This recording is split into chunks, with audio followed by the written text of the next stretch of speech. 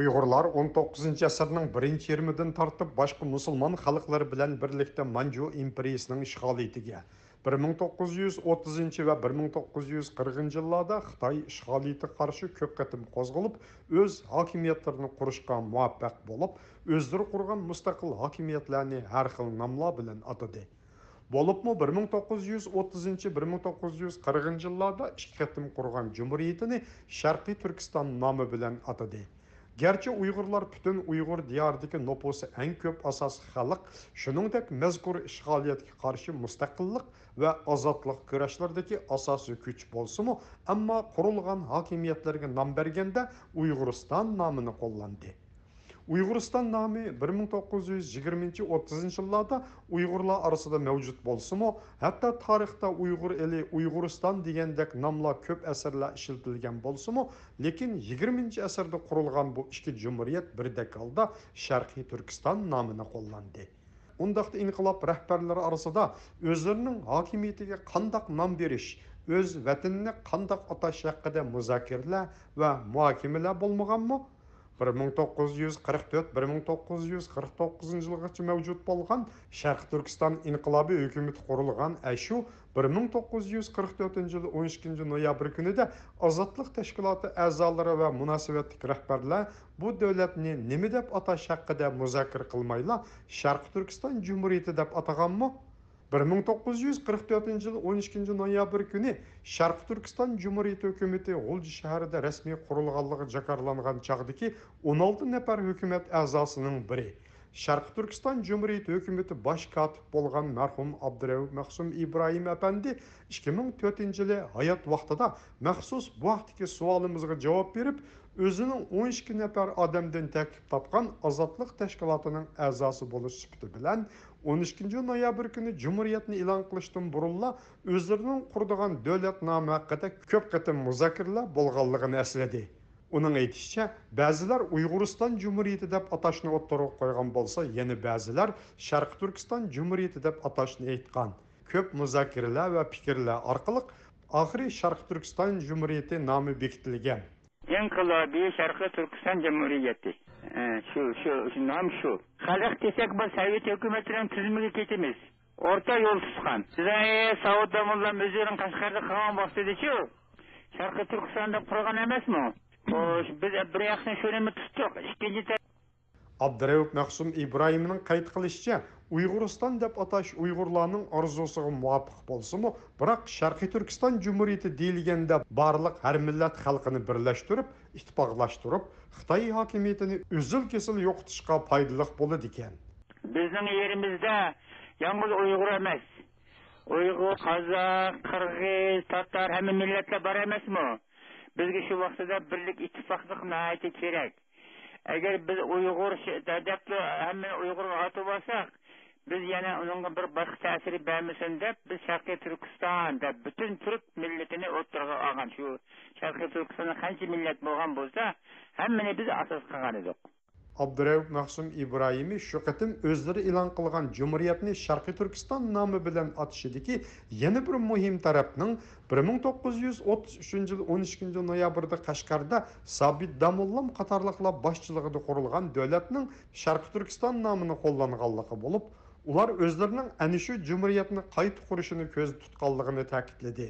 Lekin uning ta'kidlashicha, Sharq Turkiston deyish pan-turkizm bilan aloqasiz bo'lib, Xitoy hukumati o'zlarini ayblagandek ular hech qachon pan-turkizm yoki pan-islomizmni tashviq qilmagan. Stalinning vaqtida paydo bo'lgan pan-turkizm degan gap, chunki bular Turkiya bilan ko'p vaqt so'qishgan. Shundan chiqqan. Andaq narsalar bizda andaq pan-turkizlik gaplar bizda yo'q. Biz faqat Sharqiy Turkiston. Sharqiy Turkistonning ichida Uyghur mi kirizu, Kazak mı kirizu, Tatar mı kirizu, Kırgız mı kirizu, Türkiye milletlerinin hepsi kirizu. Şunun için biz Şarkı Türkistan da koyduk. Bir yerde pan-Türkistan koygan hükümet yok. Pan-İslamizm degen hükümet yok. Orası mı okşayız bizge? Xitay mı okşayız? Xitay mı kurallık emez? Bu kura. Farkı yok bizge. Hiç kanda okşayız? Bu kura. Biz hakimiyet ile boğanız okşayız bu. Hakimiyet çıkartılgan ya. Xitay gümrüğünden qarşılagan da bu. Bizge ola hemiz hükümet. Anda gaplar bo'lgan emas. Qozog'istondagi tarixchi 20 asr Uyg'ur tarixi haqida ko'p izlangan va Uyg'urlarning milliy siyosiy tarixi nomli kitobning avtori Qahramon G'ujambardi apandining qayd qilishicha, milliy ozodlik inqilob rahbarlarining Uyg'uriston emas, balki Sharq Turkiston nomini davlat nomiga tanlashidagi muhim sabablarning biri 1933-yildagi ashu Sharq Turkiston ismi bilan Cumhuriyet qurilganligidir.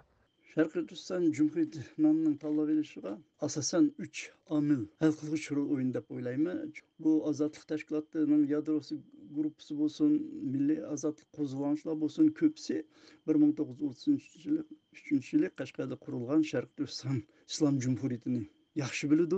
Shu vaqtdagi nom Sharq Turkiston deb qabul qildi.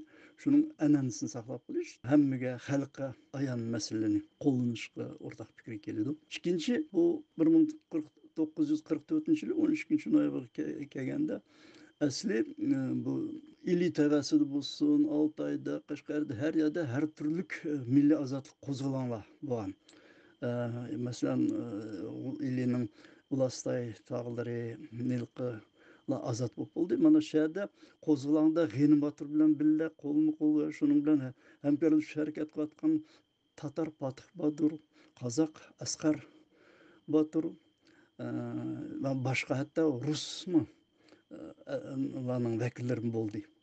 Yeni biri bo'lsa Xitoyga qarshi milliy birliksab qurishdan iboratdir. Chunki G'ulji qo'zg'oloni boshlanish oldidagi Nilqidan boshlangan qurolliq kurashga Uyg'ur, Qozoq, Tatar, hatto Rus va boshqa millatlar qatnashgan.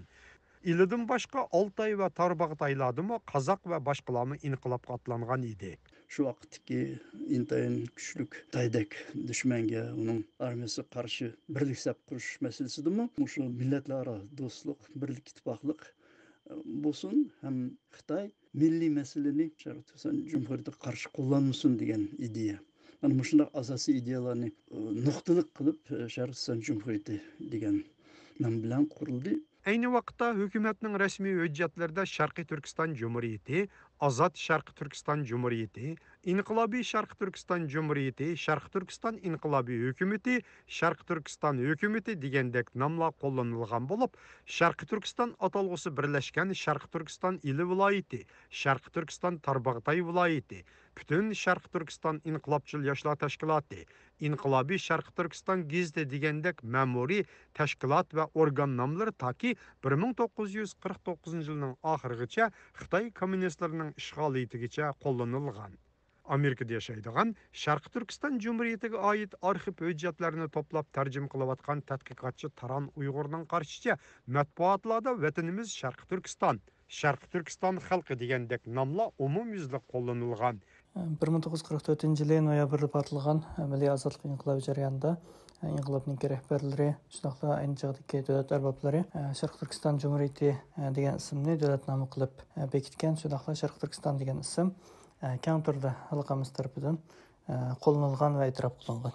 Boshqa yana ayni chog'da bitimdan keyin o'zgartirilgan Inqilobiy Sharq Turkiston gazetininki xabarlari, shundoqla uningki hatto adabiy betiga qaraydigan bo'lsak, butunlay janubdagi azob chekayotgan Sharq Turkiston xalqiga bo'lgan xitoblari, seg'inishlari, shundoqla azod bo'lmagan Sharq Turkistonning 7 viloyatini azod qilishga bo'lgan o'zining irodasi, intilishi, kelgusiga bo'lgan ishonchi va umidlari ifodalangan nurg'un she'rlar, hikoyalar, naqshalar, adabiy asarlarni ko'rish mumkin. Demak, bitimdan keyin garchi Sharq Turkiston Cumhuriyeti hukmiyat yuzasidan amaldan qolganda ko'rinsimi, amaliyotda bir mustaqil siyosiy hokimiyat, mustaqil davlat sifatida o'zining asli muddaosi bo'lgan Sharq Turkistonni azod qilishni isida cho'ng tutgan holda toki 49-yildagi kommunist islohotga qadar saqlanib keldi va davom qildi deb qarayman.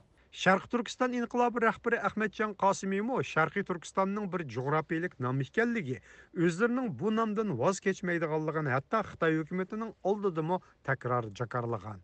Inqilob rahbarlaridan Ahmadjon Qosimiyninki nutqlari, e'lon maqollari, shundoqla chet el matbuotlariga bergan suhbat xatarlarida aytdi, aniq xatarlangan.